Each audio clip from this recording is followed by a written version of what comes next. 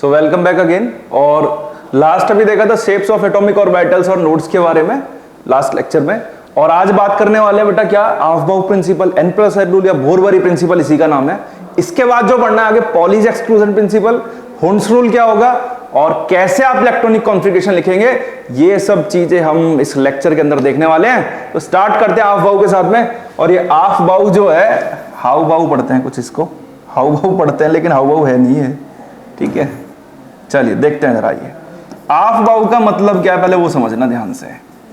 ऑफबाउ का मतलब है बिल्टअप, बिल्डअप, या फिर इसका मतलब है कंस्ट्रक्शन, कंस्ट्रक्ट करना, बिल्डअप या फिर कंस्ट्रक्शन।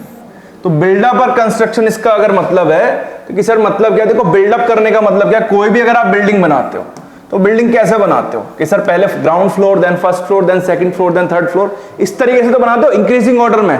ऐसे थोड़े ना पहले 20 मंजिल बनाएंगे फिर 19 फिर 21 ना सॉरी 18, ऐसे थोड़े ना होगा। हमेशा कैसे जाओगे, बिल्कुल ग्राउंड से ऊपर की तरफ। तो ये भी कुछ ऐसे कहना चाह रहा है। दूसरा, ये प्रिंसिपल क्या कहता है, ये प्रिंसिपल ये कहता है बेटा कि किसी भी एटम के अंदर, in the ground state of atom, किसी भी एटम की ग्राउंड स्टेट के अंदर जो एटॉमिक ऑर्बिटल्स के अंदर इलेक्ट्रॉन फिल होंगे, वो फिल होंगे उनके बेटा increasing order of energy level में। दोबारा सुनना ध्यान से, मैंने क्या स्टेटमेंट बोला, मैंने ये बोला कि इन एन एटम, इस प्रिंसिपल के अकॉर्डिंग क्या स्टेटमेंट है, इन एन एटम, या इसको ऐसे ले लेते हैं, in the ground state of atom, in the ground state, in the ground state of atom, the atomic orbitals are filled, the atomic orbitals are filled in the increasing order, in the increasing order of their energies। कि atomic orbitals को कैसे fill करेंगे, उनके increasing order of energy level की form में। अब यही rule जो है ऑफबाउ प्रिंसिपल को नाम दिया N+L रूल या Bohr Bury principle. Bohr Bury that's why because Bohr नाम के साइंटिस्ट ने इसको प्रपोज किया था, सो दैट्स वाई बोर-बरी इसका नाम पड़ गया। और ऑफबाउ का जो मतलब है वो बिल्डअप है या फिर कंस्ट्रक्शन है। और इस प्रिंसिपल क्या कह रहा है, बार बार मैं यही बोल रहा हूं कि किसी भी एटम की ग्राउंड स्टेट के अंदर जो एटॉमिक ऑर्बिटल्स की फिलिंग होगी, वो फिलिंग कुछ इस तरीके से होगी कि जिसकी एनर्जी कम होगी वो तो पहले आएगा और जिसकी एनर्जी ज्यादा होगी वो बाद में आएगा।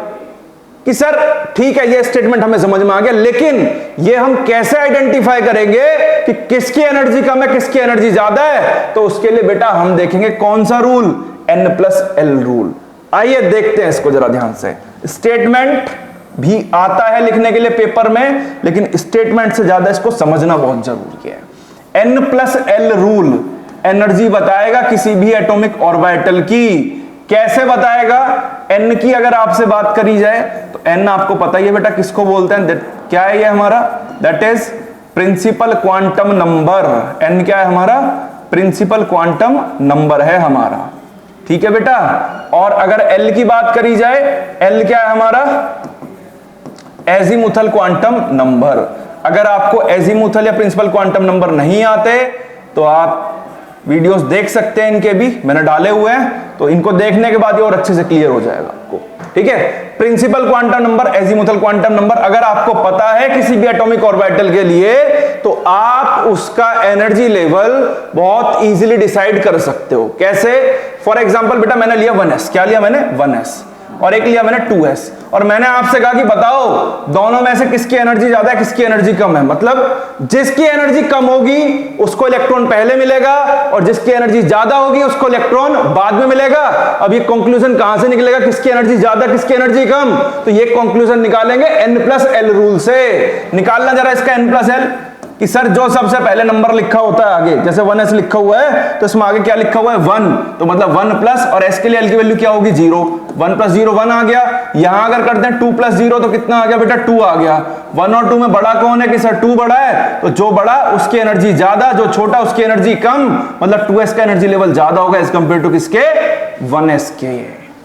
ऐसे निकालना है आपको। और सीखिए 2s दे दिया 2p दे दिया और कह दिया बताओ किसका एनर्जी लेवल ज्यादा किसका एनर्जी लेवल कम, तो क्या काम करोगे, n प्लस एल लगा दो दोनों में, 2 प्लस s के लिए l की वैल्यू 0, 2 प्लस 0 कितना आ गया 2 आ गया, यहां निकालें अगर 2 प्लस 1 मतलब कितना आ गया 3 आ गया, जिसकी वैल्यू ज्यादा आएगी उसका एनर्जी लेवल ज्यादा, जिसकी वैल्यू कम उसका एनर्जी लेवल कम होगा।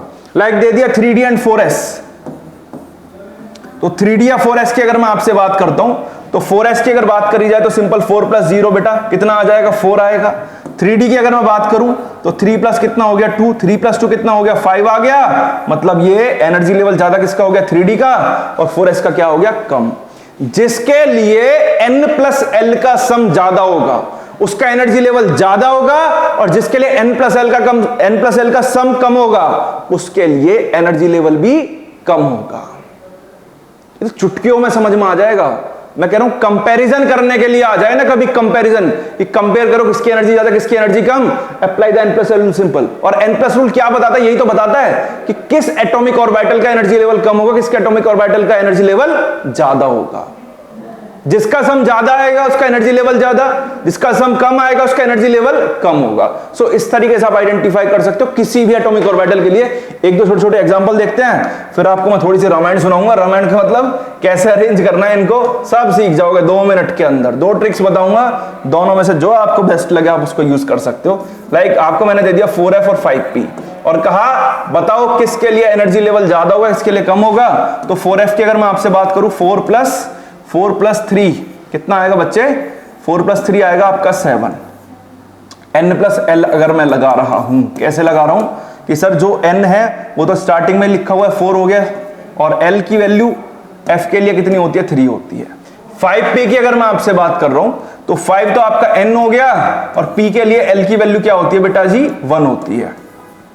5 और 1 कितना हो गया आपका 6, कि सर ये सम ज्यादा आ रहा है ये सम कम आ रहा है, मतलब 4f की एनर्जी ज्यादा होगी एज कंपेयर टू किसके 5p के। एक और देखते हैं जरा ध्यान से देखना। मैंने सपोज दैट आपको दे दिया 3d छोड़ो कुछ और ले लेते हैं। आपको दिया 4s और एक मैंने आपको दे दिया बेटा जी 3p। 4s और 3p में किसका एनर्जी लेवल ज्यादा होगा, तो दोनों के लिए n प्लस एल निकालो। पहले 4s के लिए n प्लस एल निकालो, 3p के लिए n प्लस एल निकालो। 4s के लिए निकालोगे तो क्या बनेगा 4 प्लस 0 मतलब कितना आ गया 4 आ गया। यहां निकालते हैं 3 प्लस कितना आ गया 1 कितना आ गया 4, कि सर अब तो दोनों साइड सेम ही आ रहा है, अब कैसे निकालोगे। तो ऐसे केस में आपको बस एक चीज देखनी है, जिसका बेटा n ज्यादा होगा जिसका प्रिंसिपल क्वांटम नंबर ज्यादा होगा उसका एनर्जी लेवल भी ज्यादा होगा। कि सर मतलब यही तो हुआ कि जिसके लिए n की वैल्यू बड़ी होगी उसका एनर्जी लेवल ज्यादा और जिसके लिए n की वैल्यू छोटी होगी उसका एनर्जी लेवल कम। कि सर मतलब 4s और 3p में जो एनर्जी लेवल ज्यादा होगा किसका होगा 4s का, बिकॉज यहां पर n की वैल्यू ज्यादा है बेटा किसकी 4s की as compare to 3k। Clear हुआ, नहीं आया समझ में। एक एग्जांपल और देख लेते हैं, आइए जरा ध्यान से देखते हैं। 4f दे दिया एक मैंने आपको और एक दे दिया मैंने आपको 5d। 4f की अगर मैं आपसे बात करूं तो 4f में n प्लस एल अगर अप्लाई करते हैं तो ऊपर ही निकाला हुआ कितना बनेगा बेटा 4 प्लस 3 कितना आ गया 7 आ गया। यहां अगर बात करूं ये बन गया कितना मेरा 5 प्लस 2 कितना हो गया 7। 4f और 5d की अगर बात करी जाए 4f और 5d की अगर बात करी जाए दोनों के लिए n प्लस एल का सम सेम आ रहा है 7 आ रहा है। अब मैं अगर आपसे पूछूं कि बताओ किसके लिए एनर्जी लेवल ज्यादा होगा तो आपका आंसर होगा कि सर जिसके लिए n बड़ा, इसके लिए n की वैल्यू 4 इसके लिए n की वैल्यू 5, सो एनर्जी लेवल ज्यादा किसका हो गया बेटा 5d का हो गया। मतलब 5d का एनर्जी लेवल ज्यादा एज कंपेयर टू किसके 4f के। तो ये कहानी जब की जब सेम आ जाए कि सर हर बार ऐसी करेंगे क्या अरेंजमेंट करने के लिए, मैंने कहा बिल्कुल करने की जरूरत नहीं है। मैं आपको एक डायग्राम सिखाता हूं, उस डायग्राम से आप 2 मिनट में निकाल सकते हो। जैसे कि ध्यान से देखो जरा, रावण जब सीता को लेके जा चुका था, है ना, सुना होगा शायद आपने ये भी। रावण जब सीता को लेके जा चुका था तो आपने सुना ना कि राम जी सेना इकट्ठी कर रहे थे। सेना इकट्ठी करने का मतलब वो ढूंढ रहे थे ऐसे लोग की मतलब जो उनकी मदद कर पाए। मदद करने का मतलब कि जो रावण को टक्कर दे सके जाके, एक ऐसी सेना बनाना चाह रहे थे। तो उसमें हनुमान जी का बहुत बड़ा रोल था, आपको याद हो शायद। तो उन्होंने हनुमान जी से कहा कि भाई कोई ऐसी सेना बनाइए कि जिससे कि हम बहुत जल्दी सीता मैया को वहां से ला सकें। उन्होंने कहा ठीक है। तो ऐसे ही जब वो सेना इकट्ठी कर रहे थे तो उनका कॉन्टेक्ट हुआ, याद हो तो आपको, सुग्रीव और बाली से, है ना। तो सुग्रीव और बाली जब लड़ रहे थे आपस में, उन्होंने देखा बाली बड़ा शक्तिशाली था। वो सुग्रीव को मार रहा था, धो धो के मार रहा था, ढंग से इसे कहते हैं। भगवान जी है, खैर सॉरी, मुझे ऐसे बोलना नहीं चाहिए, लेकिन हाँ, बाली और सुग्रीव की जब लड़ाई हो रही थी तो राम जी देख रहे थे और उन्होंने देखा कि बाली बहुत शक्तिशाली था उस केस में, तो उन्होंने कहा क्यों ना बाली को अपनी टीम में शामिल कर दिया जाए। तो कुछ ऐसा ही सिनेरियो उन्होंने करा था, है ना, बाली को अपनी टीम में लेने की कोशिश करी। तो बाली ने कुछ कंडीशंस रखी थी, वो कंडीशन क्या थी वो देखना ध्यान से जरा। बाली ने क्या काम करा, मैं पहले अपने एटॉमिक ऑर्बिटल्स लगा लेता हूं, फिर उसके बाद दिखाएंगे बाली ने क्या करा था।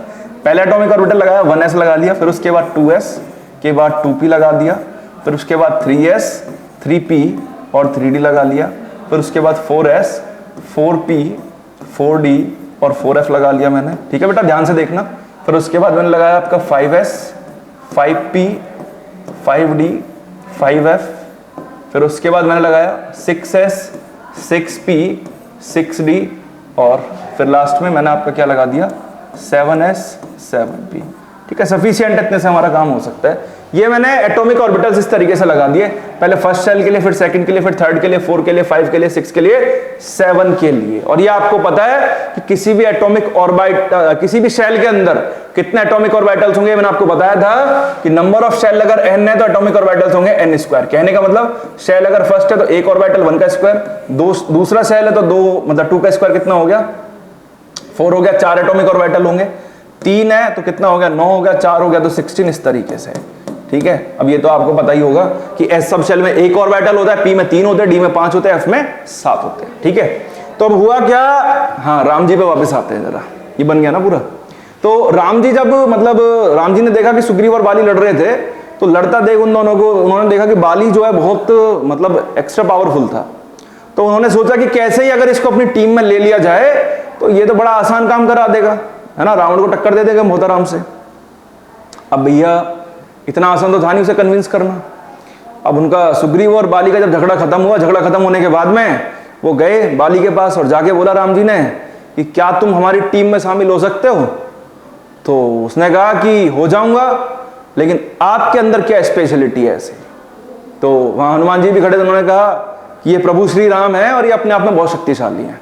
तो उन्होंने कहा मैं कैसे मानूं कि क्यों, क्या हुआ, कि पहले मुझे कुछ करके दिखाओ जब भी तो मानूंगा कि आपके अंदर इतनी शक्तियां हैं या नहीं है। तो उन्होंने कहा कि कैसे मानेंगे, कि एक काम करते हैं, आप एक काम करो, आपके पास धनुष बाण है, कि हाँ सर, कि आप उस धनुष बाण से एक पेड़ गिरा के दिखा दो मुझे। कितना पेड़, एक पेड़। तो राम जी अपने मन में सोचने लगे, बताओ इतनी छोटी सी बात कह रहा है कि भाई एक पेड़ गिराना, वो भी एक तीर से, तो कुछ भी नहीं है। उन्होंने कहा ठीक है भाई, तुम्हारी कंडीशन मैं मानता हूं। और उन्होंने ये लिया तीर और तीर चलाया, तो तीर चला के उन्होंने एक पेड़ ऐसे गिरा दिया। उन्होंने तीर ऐसे गिरा दिया, 1 मिनट बस जरा, मतलब तीर चलाया और तीर ऐसे चला कुछ, ये देखो, 1 मिनट बेटा जरा, डायरेक्ट ही ले लेते हैं, चलो, कुछ ऐसे तीर चला दिया इन्होंने। अब बाली ने सोचा कि भाई ये तो तुक्के में लग गया होगा सपोज करो। तो उन्होंने कहा नहीं नहीं नहीं, दो मजा नहीं आया, दोबारा चला के दिखाओ। तो उन्होंने कहा ले भाई दोबारा चला देंगे, ये लो दोबारा चला दिया। तो उन्होंने देखा कि भाई एक तीर से एक पेड़ गिर गया और दोबारा भी गिर गया। तो उन्होंने सोचा क्या पता एक ही गिरा सकते हैं। उन्होंने कहा कि एक काम करो, अब की बार कंडीशन चेंज। कि क्या कंडीशन चेंज, कि अब की बार एक तीर से 2 पेड़ गिरा के दिखा दो। राम जी ने कहा ठीक है भाई, एक तीर से 2 पेड़ भी गिराएंगे, ये लो, अब की बार ये गिरा दिए 2। उसका मन नहीं माना, उसने कहा 2 भी तुक्के में गिर गए होंगे, चलो दोबारा गिरा के दिखा दो, ये लो दोबारा गिरा दिए सर। उसने कहा 2 नहीं, अब की बार 3 गिरा दो, ये लो लगातार गिर गए 3, ये लो। फिर उसने कहा दोबारा गिरा के दिखाओ 3, ये लो 3 लगातार गिर गए दोबारा से। फिर उसने कहा अब की बार 4 गिराओ, ये लो 4 गिर गए। और भैया राम जी ने कहा कि अब तू एक काम कर, तू अपना काम कर, हम अपना काम करते हैं, हम चले अपने घर। और ये ले पेड़ तेरे गिर गए और ये बन गया हमारा एनर्जी लेवल का डायग्राम। समझो ध्यान से जरा, ये जो तीर चल रहे हैं ना, ये तीर अपने आप नहीं चल रहे, ये तीर क्या दिखा रहे हैं। देखो ऊपर से तीर आया, सबसे पहले कहां लगा 1s, मतलब 1s को सबसे पहले इलेक्ट्रॉन मिलेगा। क्यों मिलेगा, क्योंकि इसकी एनर्जी सबसे कम है। दूसरा तीर किस पे लगा देखो जरा, कि 2s पे, कि सर 1s के बाद आएगा 2s, मतलब 2s की एनर्जी ज्यादा है एज कंपेयर टू किसके, 1s के। अब 2s के बाद जो 2 पेड़ गिराए वो कौन कौन से थे, कि सर एक तो था आपका 2p और एक था 3s। बेटा जी पहले तीर किस में लगा होगा, कि सर 2p में, तो 1s के बाद आएगा 2s, 2s के बाद कौन आएगा, 2p आएगा सर, 2p लिख दिया। कि सर 2p के बाद किसको लगा, 3s को लगा बेटा।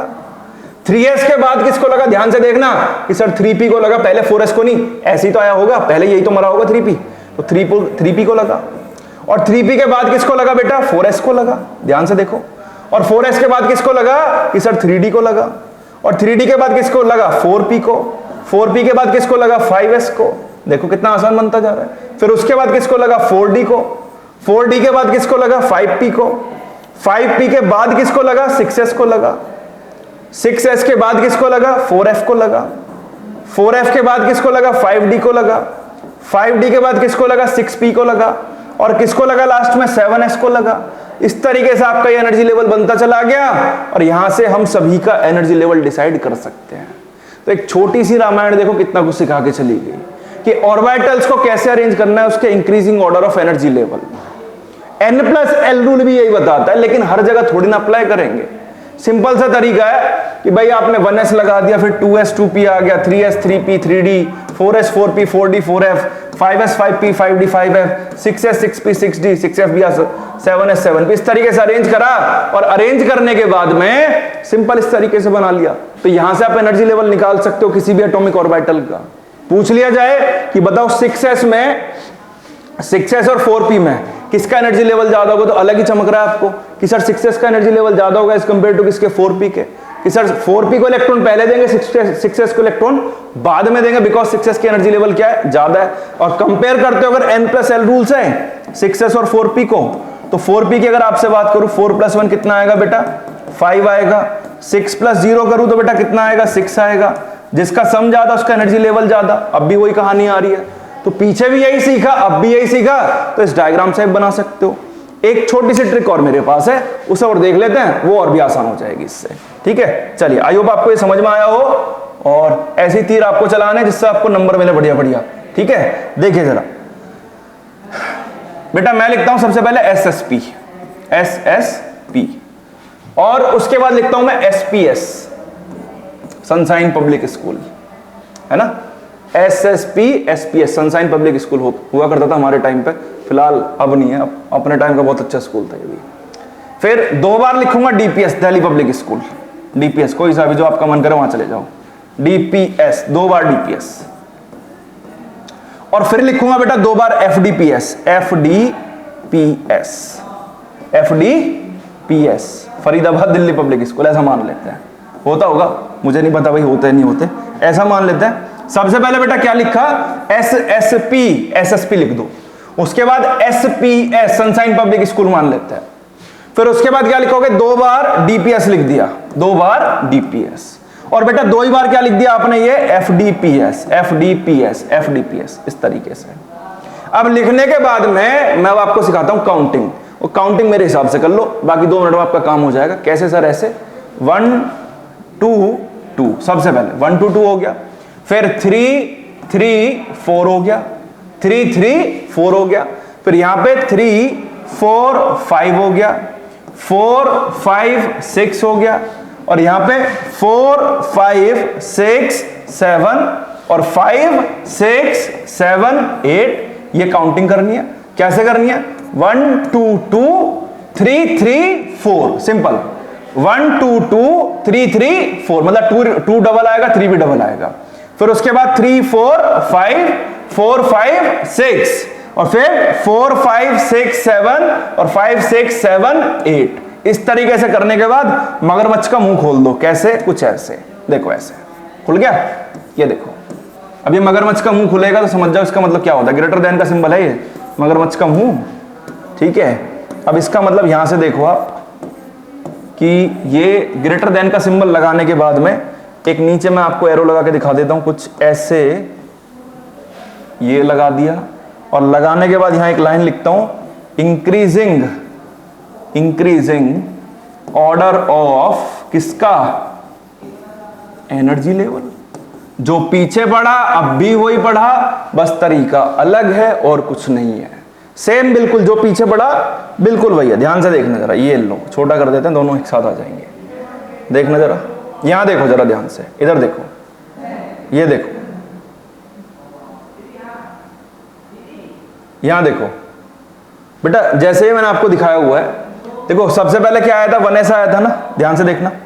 सबसे पहले क्या आया यहाँ पे 1s, यहाँ भी 1s आ रहा है, फिर यहाँ पे क्या आया 2s, यहाँ भी क्या आ रहा है 2s आ रहा है, फिर 2p आ रहा है, यहाँ पे भी क्या आ रहा है 2p आ रहा है, फिर कौन सा आया 3s, यहाँ भी क्या आ रहा है 3s, फिर 3p, यहाँ भी क्या आ रहा है 3p, यहाँ 4s, यहाँ पे भी क्या आ रहा है 4s, यहाँ 3d आ रहा है, यहाँ पे भी क्या आ रहा है 3d, देन 4p आया, यहाँ भी 4p आ रहा है, 5s, यहाँ पे भी 5s, यहाँ 4d, यहाँ भी 4d, यहाँ 5p, यहाँ भी 5p, यहाँ 6s, यहाँ भी 6s, देन 4f, ये भी 4f, 5d, यहाँ 5d, 6p, यहाँ भी 6p, 7s, यहाँ भी आपका 7s। कुल मिला के दोनों ने हमें सेम चीजें सिखाई और ये एनर्जी लेवल सेम है दोनों केसेस में। तो चॉइस आपकी है, जहां से आप सीखना चाहे वहां से आप इसको सीख सकते हैं। ठीक है, ये मैंने आपको बता दिया। यहां ये होता है अफबाउ प्रिंसिपल आपका खत्म।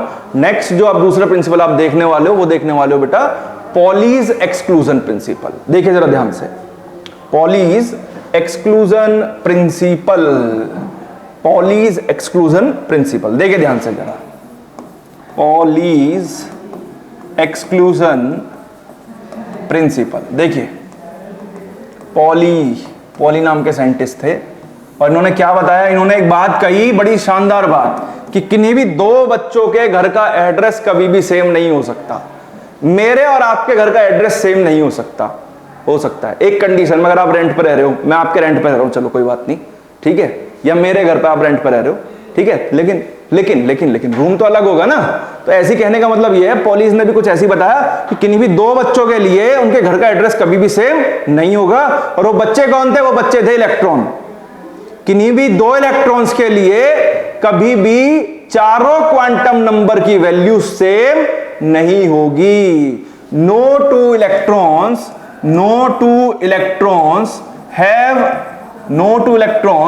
Have same set of 4 quantum numbers. No two electrons have same set of 4 quantum number. और वो 4 क्वांटम नंबर कौन कौन से थे?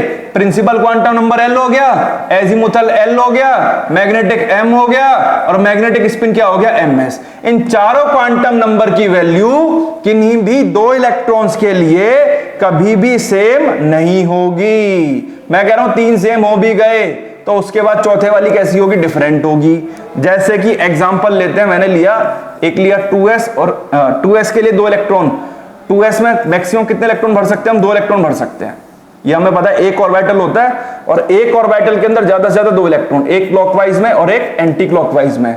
मैंने इस इलेक्ट्रॉन के लिए 4 क्वांटम निकाले और इसके लिए भी, तो मैं निकालता हूं यहां पे N, L, M और MS। देखो जरा भाई, दोनों के लिए n की वैल्यू क्या रहेगी? सेम 2 ही रहेगी दोनों इलेक्ट्रॉन्स के लिए। s सब शेल में ही प्रेजेंट है दोनों। l की वैल्यू क्या रहेगी? 0 रहेगी। m की वैल्यू भी क्या रहेगी? इनके लिए 0 रहेगी। ms की अगर बात करूं तो मैंने आपको यह बताया कि अगर अपवर्ड डायरेक्शन में दिखाते हो तो ये कौन सी डायरेक्शन है? Clockwise direction. कौन सी डायरेक्शन है? Clockwise direction. और क्लॉकवाइज डायरेक्शन के लिए जो स्पिन क्वांटम नंबर दिखाते हो, कैसे दिखाते हैं? प्लस का 1/2। ठीक है बेटा। अगर डाउनवर्ड है आपका तो ये डायरेक्शन कैसा होगा बेटा? एंटी क्लॉकवाइज डायरेक्शन होगा। कैसा होगा? एंटी क्लॉकवाइज डायरेक्शन होगा। और इस एंटी क्लॉकवाइज डायरेक्शन की अगर बात करूं तो इसके लिए क्वांटम नंबर होगा -1/2। मतलब अगर इसके लिए बात करता हूं तो इसके लिए हो गया कितना? +1/2।